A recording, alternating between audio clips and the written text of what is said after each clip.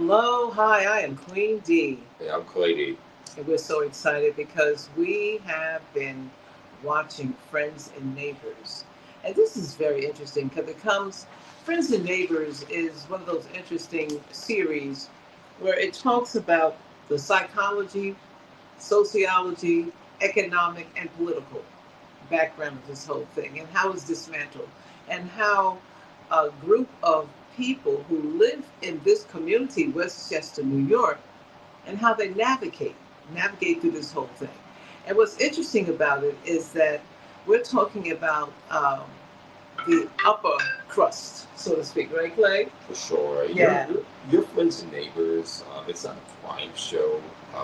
It's a sociological examination, I like to call it, of what happens when men who are built by systems they no longer believe and refuse to leave those systems, and what it costs everyone around them when the bill comes due. So Coop, who's played by actor John Hamm, one of my favorites. He becomes a thief, not because he needs money necessarily. He becomes a thief from the first season on because legitimacy felt like a case to him, and transgression felt like the only authentic choice left to a man who had spent his entire adult life performing inside a world that rewarded performance over substance. So these are character studies that we're going into. These are cultural diagnoses. And Westmont Village, where the show is set in, is the laboratory of all of this.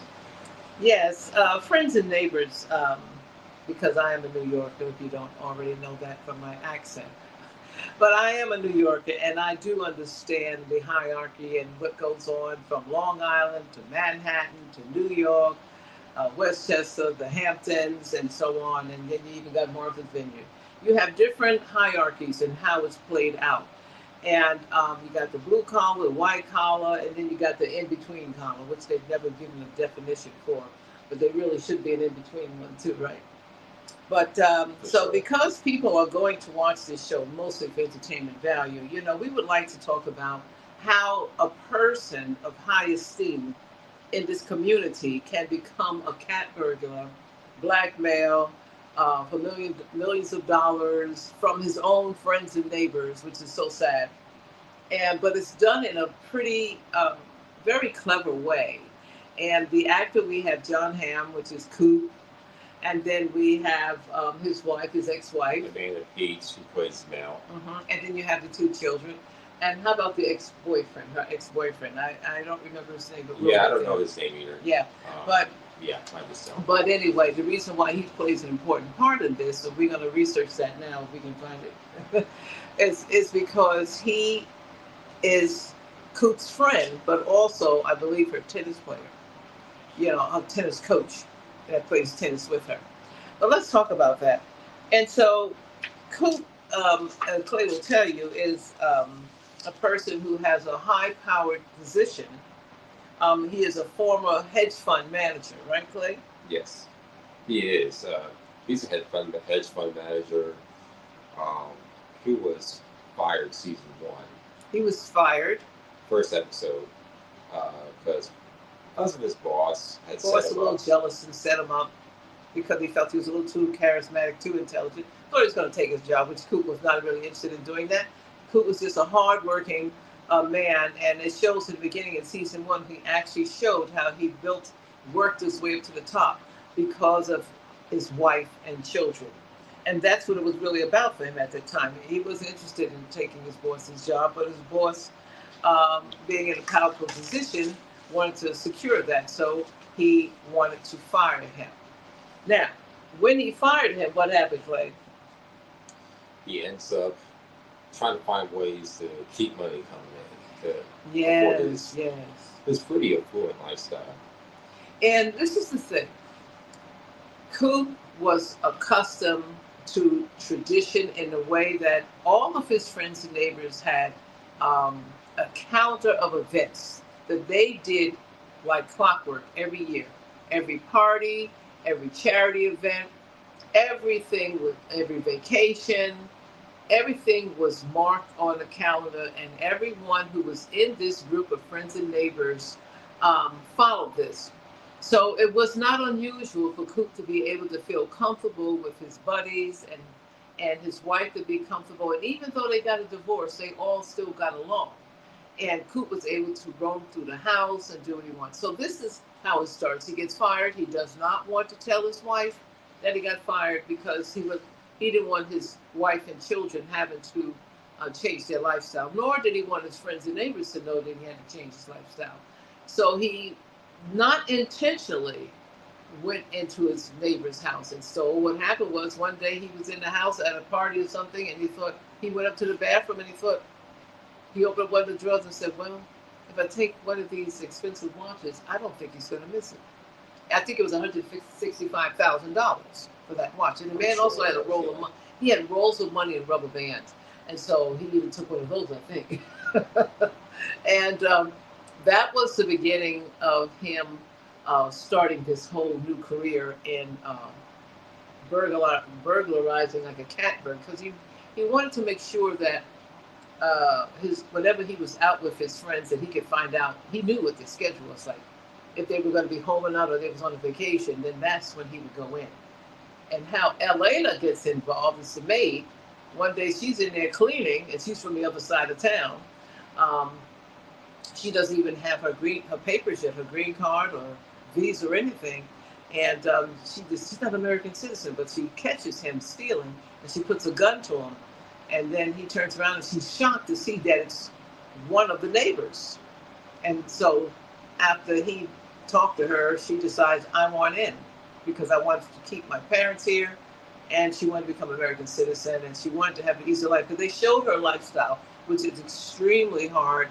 Anyone who is a single parent may not have been as hard as hers, but being that she was from the city, she would get up early in the morning when it was like dawn and have to take mass transportation just to go to the other side of the world, I call it, to Westchester to clean these huge homes. It might have been, they're like McMansions, right? For sure. Absolutely. Yeah. And so that's why she wanted in, because she wanted to make some easy, quick money, and so that she could start feeling more comfortable about her lifestyle. Right. You're going to see a lot of the economic irony that builds around this entire series, especially the first few episodes. So, again, Coop, he's a hedge fund manager. He's stealing to survive. At least that's how he justifies it to his own self. You have Ash, forgot the actor's name, but he's a pretty good actor. He's a shipping magnet, so he's laundering money to preserve his lifestyle. And Barney, who's the wealth manager, who's also is Coop's accountant, if you want to call that. Yes, let's talk about Barney for a minute. The reason why we want to talk about Barney is because Barney is Asian. Now, he's an Asian American, and so is his wife. So they are accustomed to living an American lifestyle, although their parents are traditional and in their own ethnic culture and religious background. And they're having to deal with not only fitting in with the American culture, white culture hierarchy, but they're also trying to also fit in with their own families, so their families don't get disappointed and upset with them because their culture is different. And so you see Barney trying to juggle this lifestyle because he is a wealth manager, and he helps manage mostly everyone in that group, right? For sure. But and that's how he fits in. But his father-in-law, who is a millionaire over 10 times over, wants him to take over the business, and so does his wife, be in the family business, which he does not want to be in the Asian culture because it's extremely strict. He doesn't want them watching every move he makes, right? For sure. So Barney decides he wants to join in, and how he finds out is a crazy way indeed. Right. He's going in from the way of keeping the money clean. So he's basically committing federal crimes to feel useful in their case. It's this trio, as we have it now in the show, with Cooper, Elena, and Barney, and Ash, not even a trio, maybe a quad, but Elena is Nick's housekeeper. Nick is the retired basketball player who was having an affair with Coop's wife, Mel. Uh, so he is, Barney's like the accountant for everybody in the neighborhood. He's like the neighborhood accountant. So let's talk about Elena for a minute. Yes. Not the maid. She is the maid. No, not her. I wanted to talk about Coops having an affair Yes. with the other actress. Yeah, Olivia Munn. Olivia Munn. Yes, and her name in the show is Sam. Sam. Now, this is how Coop gets in trouble. Coop decides one night, I'm going to steal something from Sam's house, the girl he's having an affair with, which is crazy. And her husband and her are having a tumultuous relationship. She's angry with him because she was the affair first, and then the husband went and found another woman to have an affair with, and wanted to be with her. So they was going to get a divorce. And but he realized that it was just a fling. He wants to stay with her, Sam. So Sam is saying, I want a divorce, but okay, Sam's being very clever. She's like, she wants everything. And he's like, please don't divorce me. He says, so he writes his suicide note and saying that if you don't stay with me, I'm going to kill myself. Even though a couple of days before that, he was having an affair right in front of her, in front of all the other women at the poolside clubhouse. How dare he feel that he's in the right? So she gets the note, and she's like, "Don't. I want this divorce." And it's like, "No, I'm going to kill myself." So he takes a gun to his head, and she's like, "What are you doing?" He says, "I'm going to kill myself. I'm going to kill myself." And he shoots himself in the head, commits suicide right in front of her, and falls over. She freaks out. And was she already in the house upstairs in another room? This was a huge house. It was on a FaceTime. Yeah, it was a FaceTime. But she comes home, and she's frightened, and he's laying in a puddle of blood. And how Coop gets involved is Coop comes in the house to steal. Not looking down, he slips on the man's blood, and it gets all over him. It was disgusting. And he tries to clean it up, and there's so much blood, and he tries to get out of it, but they end up getting arrested. And what happens is he's arrested for the murder of this man because, as it looks, it's because he was having an affair with the man's wife. And so how he gets exonerated was because he caught one of his friends and neighbors again. She was having an affair with her daughter's boyfriend, and he says, I don't have money to pay you, but I got you on my phone having an affair. I heard you having an affair with your daughter's boyfriend. And then she's like, oh my God, please don't tell me. He says, well, then you're going to have to be my attorney. It's crazy, right? And so that's what happens with that. So she decides to work with him to get him exonerated. They find out later on that the wife that he was going to divorce him, she had shot him twice to make it look like I don't know what she was doing that for. It was crazy. It was a slop job. It was a sloppy job. She shot him twice. I don't know what she was trying to do. Oh, to get the insurance money.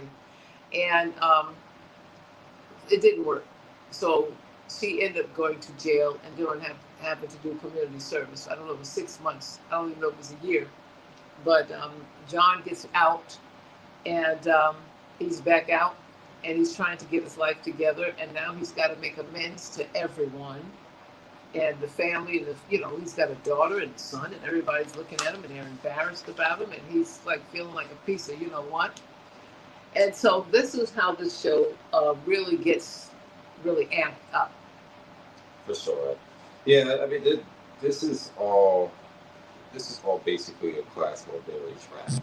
So there's a whole lot that's involved here.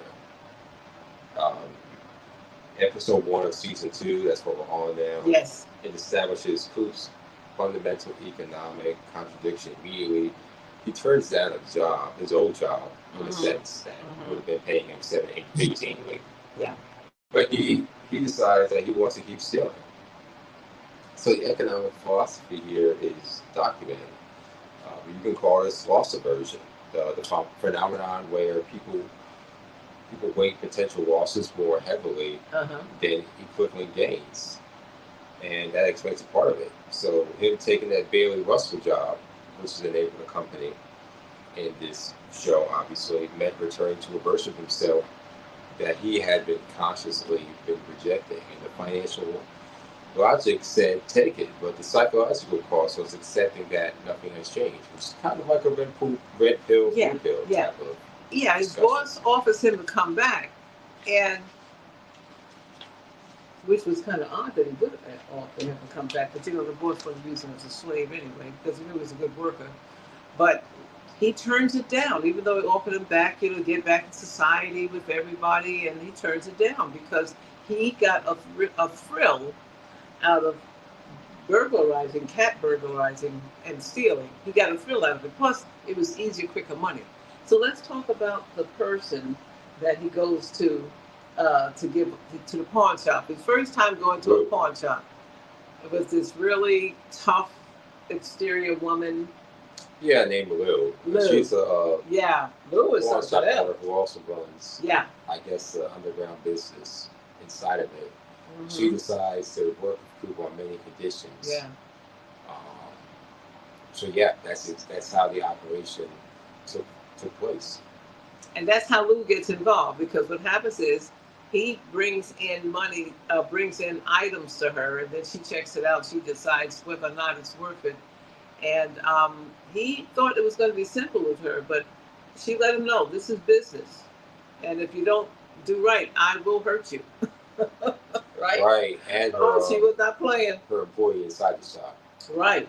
He got witness to see that this woman was not playing. She was ready to kill this man for not bringing back the money, because she makes almost a double profit off everything he brings in. And so you would think that he would want to get out of this, but psychologically, he doesn't.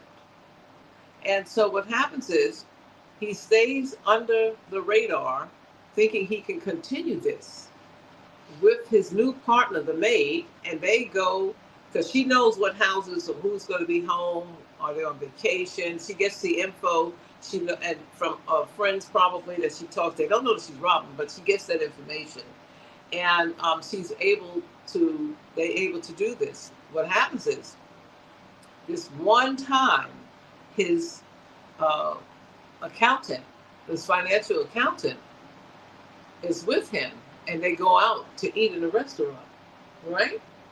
Yes. And what happens in there? Right. Well, once he goes back to the restaurant, he really just begins to. He was really feeling good too. He was feeling good. He was shaking hands. He was doing the schmoozing. Elbow rubbing. It was almost a glimpse into his own lifestyle. Again, which he might miss some aspects of it, but there's another part of him who kind of liked the whole low level. Well, I don't want to call it low level, but the thievery that he began to. But he must have owed money, and he didn't pay all his money, because he's in the restaurant and they come in.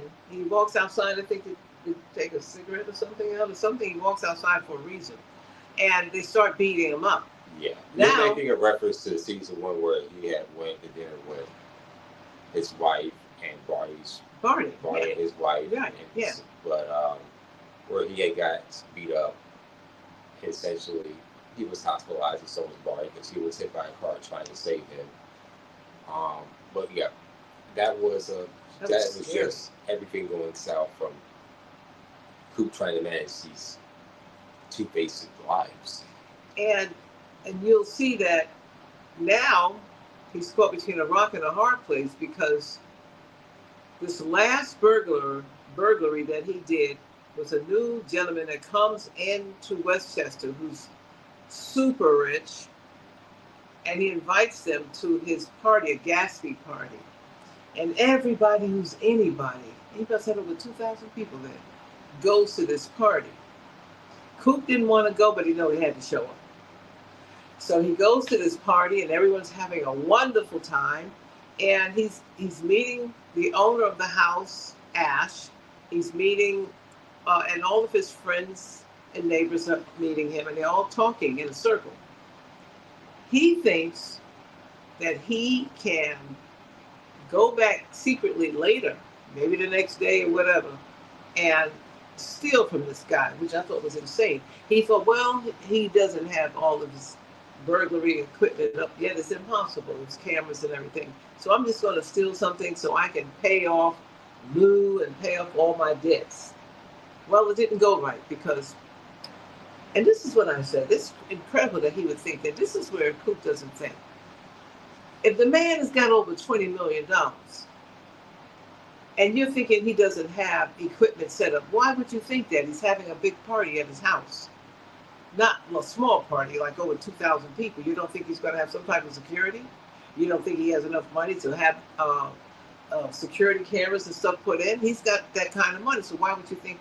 But see, Coop was thinking that he was thinking about the traditional cameras. This man had state-of-the-art AI technology in his house, hidden behind books and pictures and things like that. Coop was not aware of that.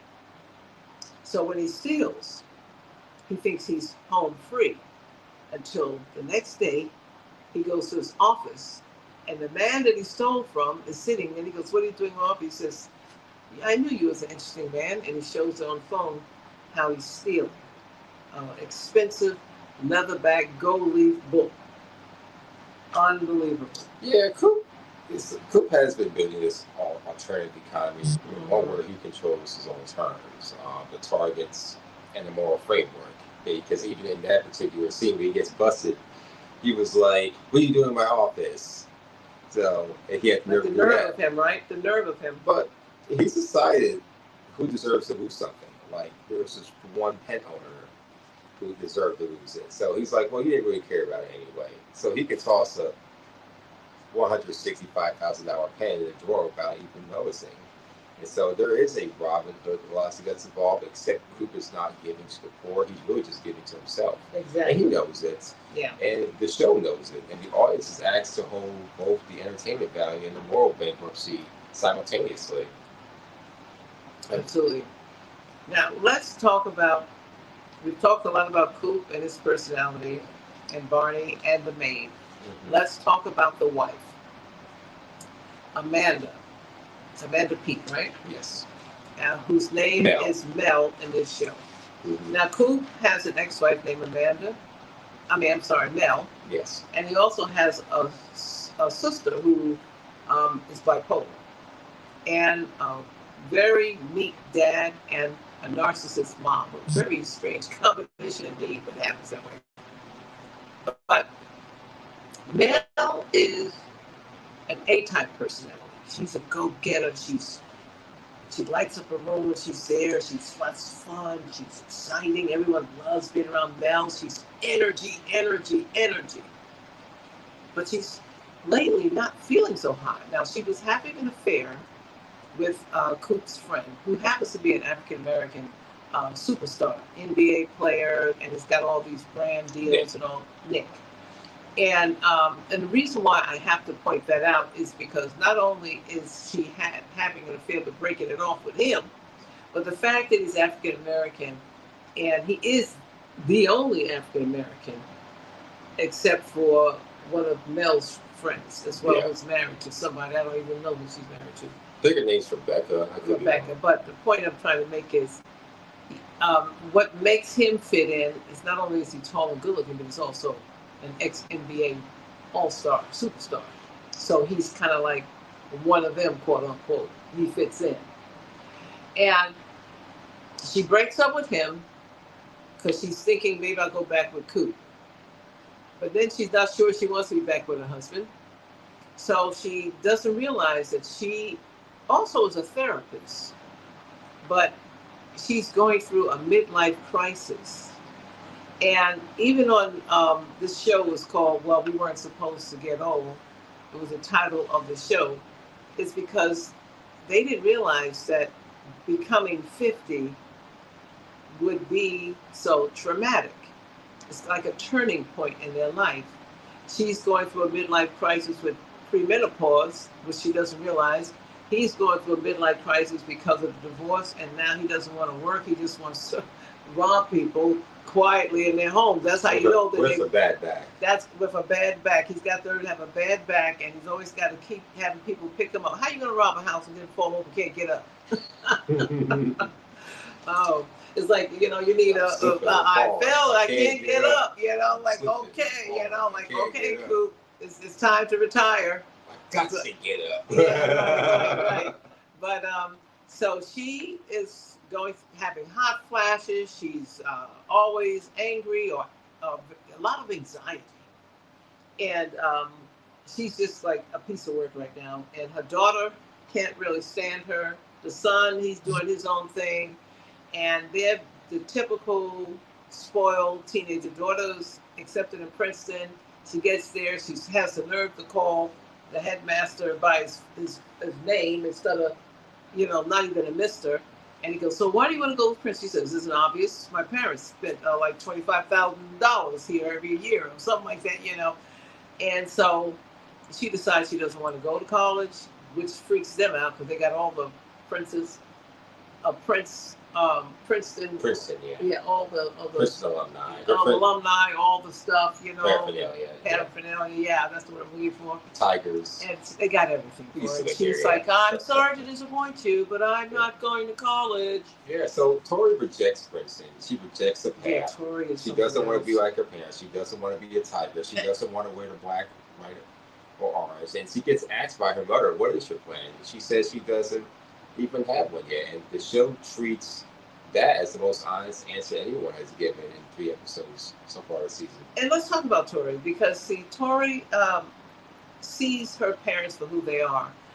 They're supposed to be this sophisticated, well-established, affluent family who is dysfunctional, and she sees that her aunt is taking meds because she's bipolar.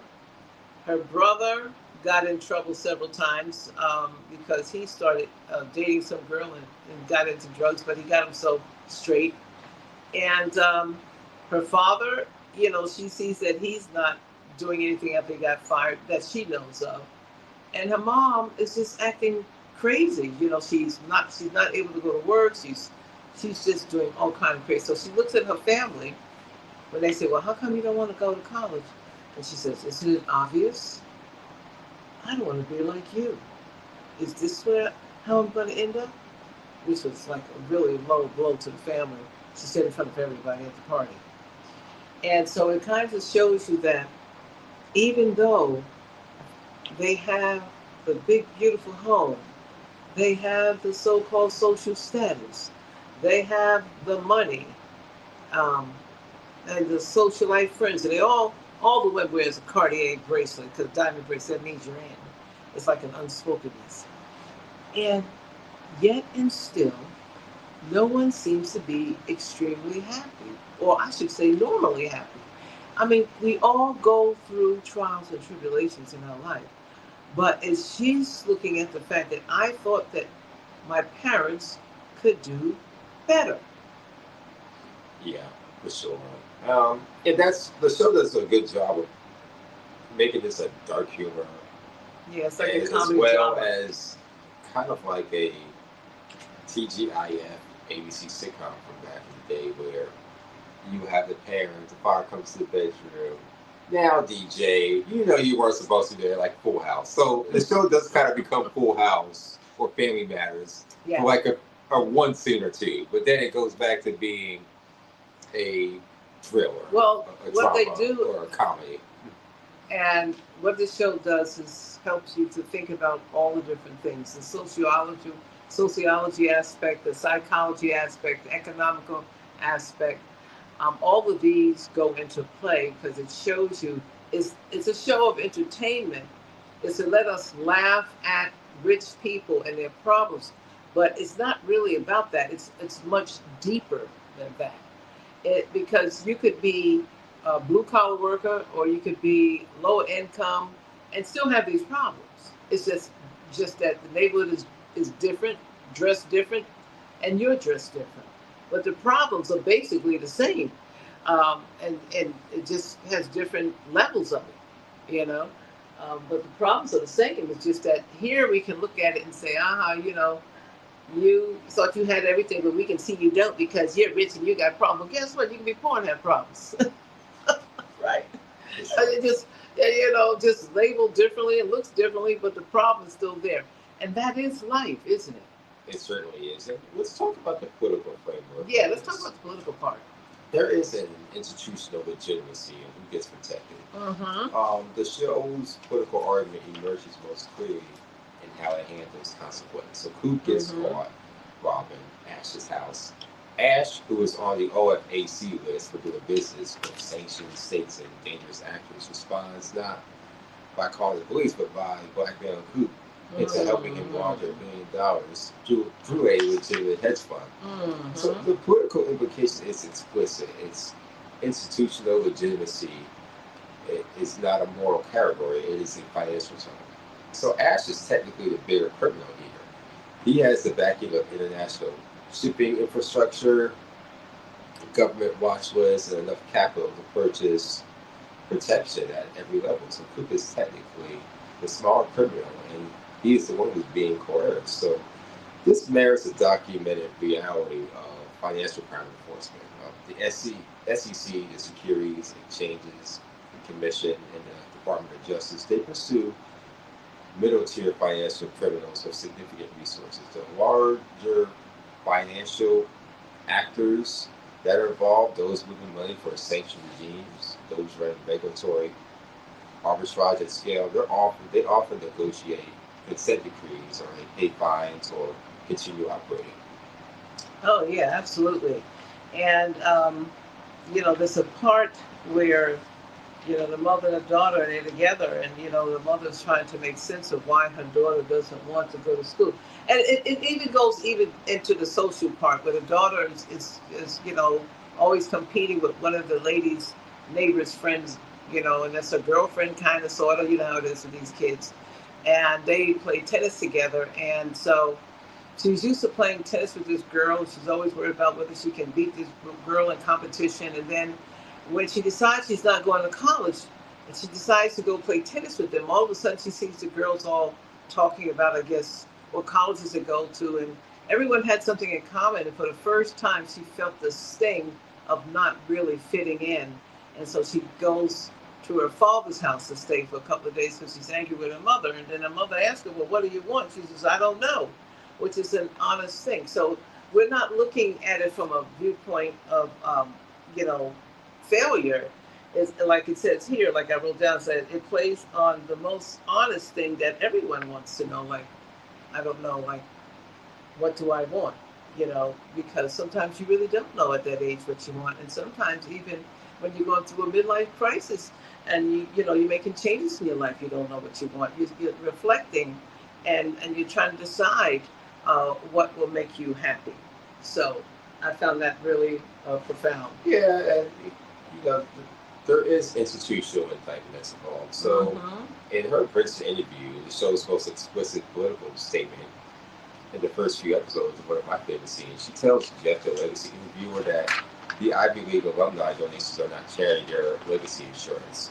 They basically are Mm-hmm. paid to ensure their children have access to these institutions that distribute social and economic power. She names systemic racism, anti-Semitism, and the sexism that's embedded in these institutions. She calls the resource allocation obscene, but then she kind of jokingly plays it off by saying, "Oh yeah, I do tennis and I'm being recruited for that." So she already knew this is kind of a farce. So she Yeah. kind of went Morgan Yeah. Freeman, Shawshank on him. But Those who saw, there's a part when Morgan Freeman every year he gets a chance to go up and explain why he should be released, and he gives this explanation what he thinks they want to hear, and they always say sorry, yeah, we changed our mind, and they hit the gravel down like, nope, you don't get out.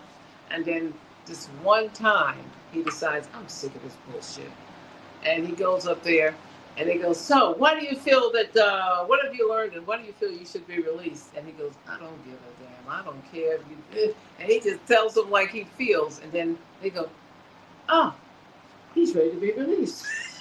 yeah, It's crazy. yeah. So this show You know. it does not play this as a See, exactly. But what it does do, it plays it as a specific position of the critically conscious wealthy. So people who can name the machine, articulate its failures, and still ride it out. And because out has its own costs that land on people with less Right. insulation. So Tori isn't necessarily being two-faced. She is being precisely honest about the contradiction. And the show just a contradiction that it's having. So let's talk about the sociological framework.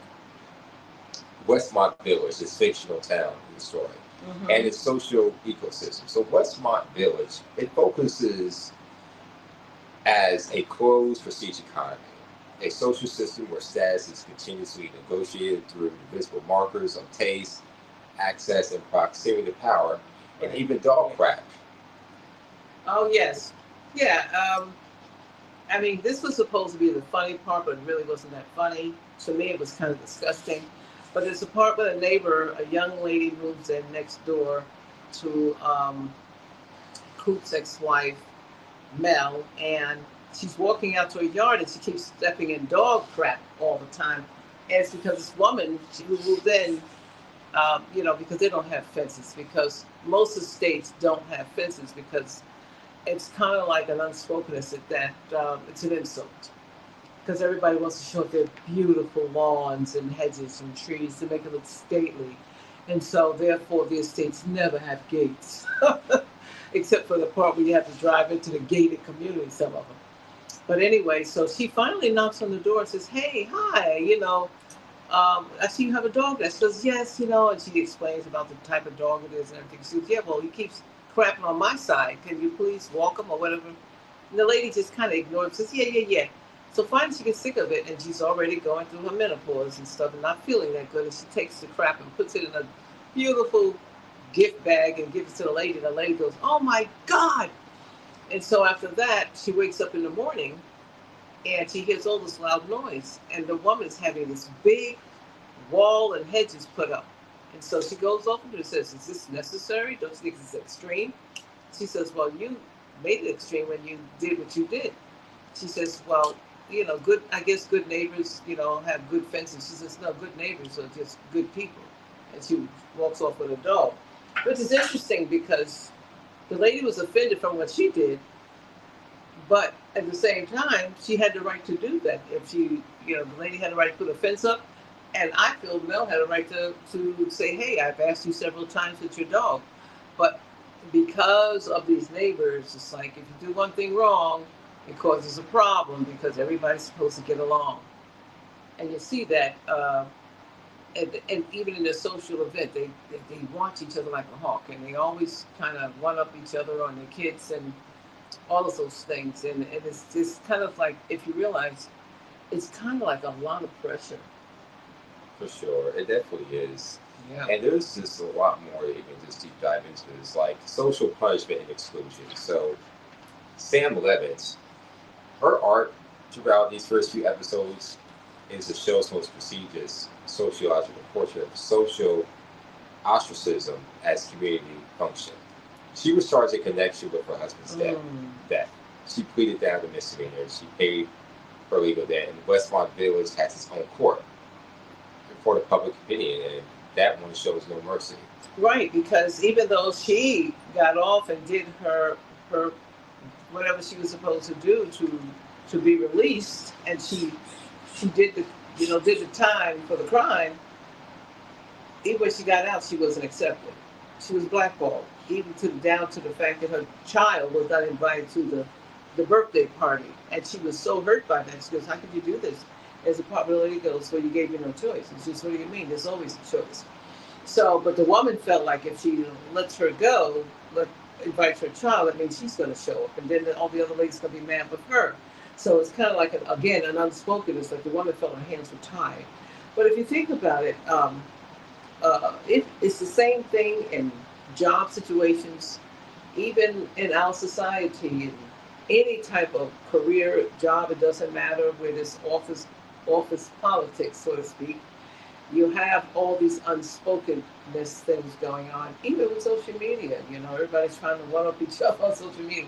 and we know it's not real. And even if it is real, the bottom line is, my rule, if they're not paying your bills and they're not sleeping with you, and they're not part of your family, why do you really care? I've always said that, and that's my nice way of saying it. Yeah. So Henry, Sam's 5-year-old Yeah. son, we just alluded to, it's not about his birthday party, not because of anything he did, it's because of his mother. Yeah.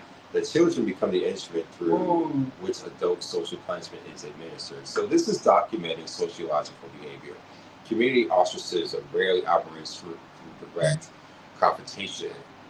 It functions through access denial, the slow withdrawal of inclusion that is never quite explicit enough to challenge, but always precise enough to sting. So Maggie says, as Queen just mentioned, that it wasn't her wish that for it to be that way. Sam's response is the most precise line of the first few episodes. That's the thing Maggie does. So the choice is always available. The community chooses punishments and calls it circumstances. Even when we go in episode 4, how they have that Jewish Passover party, how the women see Sam at the bar and they're all like whispering to each other, and she basically offers a new business by finding architecture, and one of the ladies there, the biracial woman with frizzy hair, forgot her name.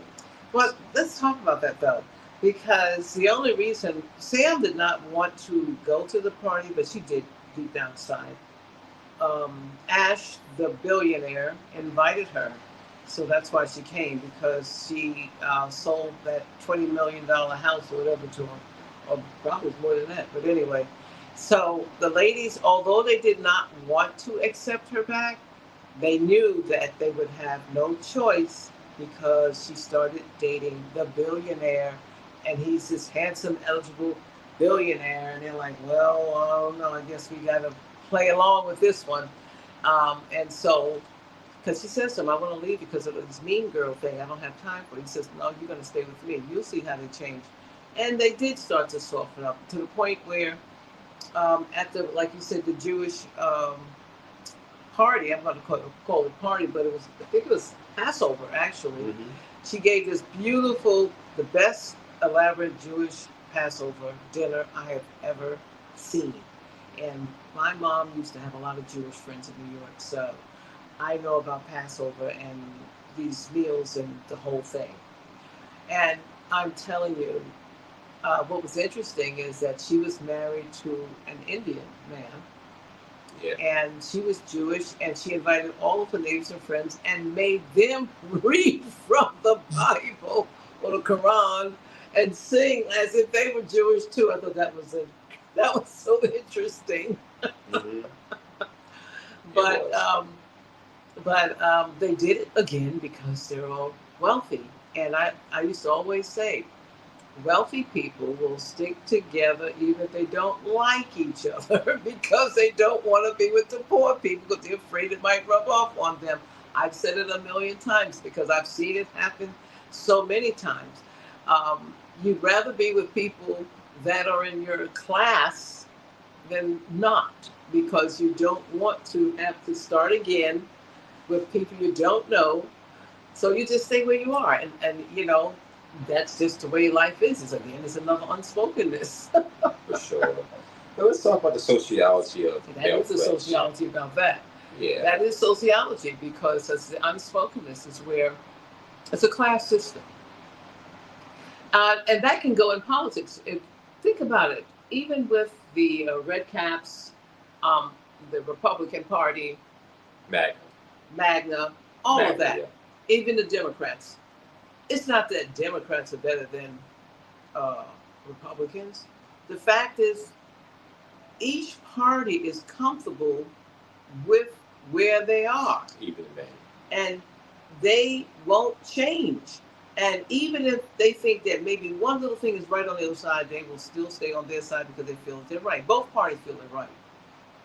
And so what happens is, even if they may not like something that's happening, they're like, well, we'll just like overlook that because they're still in our family, so to speak. And that's what happens. And It's not right or wrong. It's just life. And we can pass judgment all we want. But I've always said this, and I'll say it again. Trump did not get in office just basically from white people. He got in office because someone voted for him and they did not tell their friends when they went in there who they were really going to vote for. You remember that song? I've always said that. So if you're naive to think that it was only white people voting, yeah, naive. Remember because that? People will vote for who they want to vote for. Remember that sauna scene where Coop goes, I thought you guys was going to make that great again. So that sauna scene was very interesting. So that sauna scene involved Coop, Nick, and their other friends, Cody and Brad. Mm-hmm. And they were doing sociological work that show frames as entertainment. So these men have built their entire relational infrastructure around instrumental bonding. Friendship organized around shared activity, shared financial interests, and shared identity markers, sports, finance, physical decline. The laundry list of injuries they discuss with the same analytical energy they bring to portfolio management. Right. It's very interesting because they're less catty than the women, obviously. But when Coop gets arrested in front of his own son in his neighborhood, the social consequence is not just illegal. It is the destruction of relational credibility. He had basically rebuilt inside that infrastructure. So the club, that whole, when the men are together, like in the sauna, it doesn't just prove social connection. It really does provide identity legitimacy. And Coop had just had his revoke publicly up back in season 1, and he's worked to get that back. We'll see how things continue to unfold this season. Let's talk about in the sociology of invisible labor. So Elena is the show's most important sociological character I found. Well, the reason why we can see that is because Elena again is the maid. Interesting enough, the maid knows all of the neighbors and friends in that environment, and she knows all the other maids. It kind of reminds you of the help, where all of the help know each other and they collaborate, they strategically do things, they talk about what's going on with the people, the houses that they are cleaned, and so on and so on. And so Elena, being Latino, has her own family structure at home. Interesting enough, they look like they're having more fun. Did it look like that to you? It does. Like when she comes in for the party, the birthday party? And you see that in a lot more, dare I say, poor communities. People are happy with what they got. They're not miserable about the more first world problems. And the show consistently risks making her a secondary sociological character. A secondary character in general. She's the one who owns the houses. She knows the schedules, who knows the security systems aren't installed yet, who carries a weapon, who passed her citizenship test, who is using every tool available to build something more permanent. So her exchange with Coop about the white guy treatment in the show's most precise sociological moments earlier on, she's asking for equity and transparency and inclusion in these decision makings, including earlier where she's in Coop's office, practically rejecting Barney outright. But she wants equal standing. Right. And she wants, all things that make this illegal enterprise work. Right. Fortunately or unfortunately. So the fact that she has to ask for it inside a criminal operation is so historically show, and it's the most honest observation about how race and class organize power in every institutional context, including ones that operate outside institutions. Yeah. This again, it's the rich versus the poor. She would be getting to a whole lot more trouble if she's arrested. Probably would stay in jail for 15, 20 years, being a woman and Latino and not having her citizenship. whereas Coop was exonerated for a murder. And it shows you, and then even the other lady, Sam, who shot her husband twice, even though he killed himself. She was trying to shoot him so she could pretend that he shot himself so she could get insurance money. But again, she got off because of wealth. And again, these are things that we talk about and not talk about at the same time. And so, what would you say about this show on a whole? I like it. It's one of Yeah, my favorite yeah, shows that we're watching right now, for yeah. sure. And we could break down a lot more frameworks. So we could even talk about the psychological one. And there's just so many layers to go through with everything, because the show really it so intersects well on so many levels. For certain, we could even talk about just the just in general the Coop's identity crisis, the clinical lead. So Coop's refusal to return to Bailey Russell is not a lifestyle choice. It is a psychological identity rupture, a documented phenomenon where a significant life disruption, in his case, arrest, exoneration, job loss, it creates an irreversible break with the prior Yeah. self. But I would say, on a whole, that the show is interesting. It's funny. It's got drama, and it's also a comedy, but it also has romance in it too, which we really didn't touch too much on, because we were so busy touching on everything else. You can see that Coop loves his family. You can see that he loves his wife. You can also say that he kind of sort of loves his friends too, because they go out together. They kind of have like a bro romance type thing going on and stuff. And even the wife, Mel, she loves her life, even though she's always frustrated. She loves her children, and she loves being with her friends. So I see that the show really points out a lot of different things, more than just entertainment. It shows emotional, psychological, um, psych, economical, all these things play an important role in this show. And so it's more than just entertainment. It talks about, like in the background, we have a picture and it says, "We didn't expect to get old." It shows you how, when they got married and how much fun they had and their friends. And now they're facing some real issues about midlife crisis, being 50. And I mean, some of their friends are still under 50, but what it feels like to now have to look in the mirror and think about your life going forward. And what does that look like? I'm happy to see that they are now bringing these topics up, and they're not just shows about people 20 to 30, because it's very, and even 40, because what it's showing you is this is real life. And I think that the world and society has finally recognized that there is life after 35.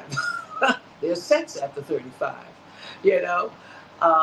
And so you will continue to grow from 20, 30, 40, 50, 60, 70, 80 until you leave this world. You're not going to stay the same. You're going to continue to find ways to evolve, to elevate, to transform, find out what makes you happy. You're going to continue to do that, and that is what you're supposed to do. Find your purpose. What makes you happy? That's what life is all about in the first place, isn't it? For sure. And the show does well covering these grounds.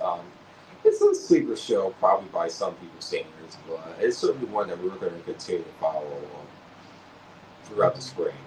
So definitely stay tuned.